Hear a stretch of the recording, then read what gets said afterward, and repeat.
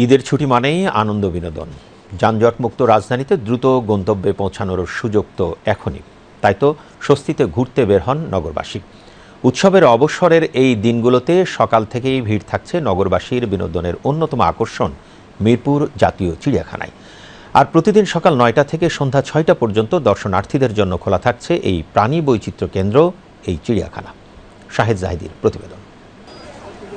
রাজধানীর ব্যস্ত জীবনযাত্রায় তেমন কোনো সুযোগ মেলে না পরিবারের সদস্যরা এক হয়ে বিনোদন যাপনের। সেই ক্ষেত্রে ভরসা বলতে ঈদের ছুটি।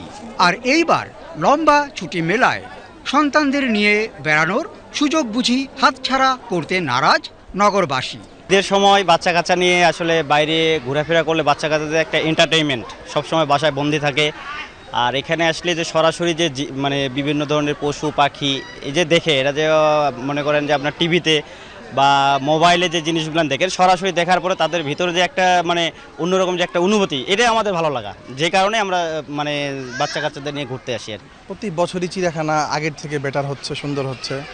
পরিষ্কার পরিচ্ছন্নতার দিকটা সবারই চোখে পড়তেছে, আমাদেরও চোখে পড়তেছে। চিড়িয়াখানা সবার জন্য হলেও মূলত শিশুরাই সবচেয়ে বেশি মজা পায় এবং তারা আসে, এবং তাদের জন্য দেখা যায় বাবা মাও শিশুদেরকে ঘোরাতে নিয়ে আসে, যে বাচ্চারা একটু আসুক, দেখুক। আর ঢাকা শহরে তো আসলে যান্ত্রিক জীবনে ঘোরার মতো এরকম প্রাকৃতিক পরিবেশ খুব একটা নাই। তাই তো হাত ধরাধরি করে এইভাবেই ছুটে আসা নগরীর অবসর বিনোদনের অন্যতম মোক্ষম ক্ষেত্র মিরপুর জাতীয় চিড়িয়াখানায়। আমরা এখানে মাঝে মাঝেই আসি বাচ্চাদেরকে আনন্দ দেওয়ার জন্য, প্লাস আমরা নিজেও অনেক আনন্দ পাই। বাচ্চাদের খুশিই আমাদের খুশি।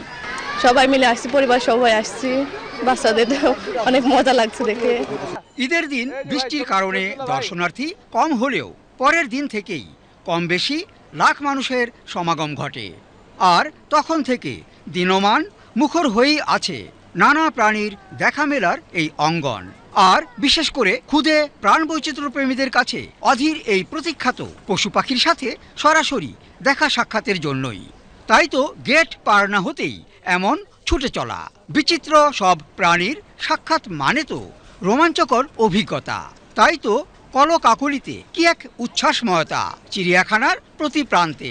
আমার এখানে এসে খুব ভালো লাগছে। এখানে আমি বাঘ, সিংহ, হরিণ, বানর অনেক কিছু দেখতে পেয়েছি।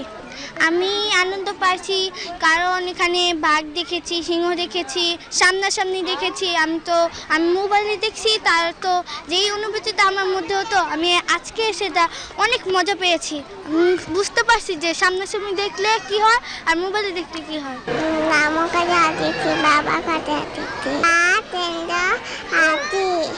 প্রাণবৈচিত্র্য উপভোগের পাশাপাশি প্রকৃতির কোলে শরণার্থী হওয়ার সুখ স্বস্তিও যে মেলে এখানে এলে। সেই সাথে নিজের শিশু মনে রং ছড়ানোর সুযোগ যেন শতভাগী বুঝে নিতে মত্ত বড়রাও। প্রাণপ্রাচুর্যের এই চত্বরে পরিবারের সদস্যদের মিলেমিশে সামিল হওয়া সেই সাক্ষ্যই তো বহন করে।